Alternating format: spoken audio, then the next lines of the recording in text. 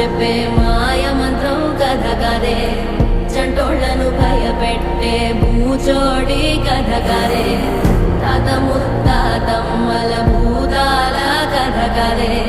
విక్రమాదిత్యుడు చెప్పిన వేదాళుడి కథ కదే, దీపము నుండి బియ్యం వచ్చే అల్లావుద్దీన్ కథ కదే, ఇది ముడత చర్మం ముసలి చెప్పే కథ లాంటి నిజమే.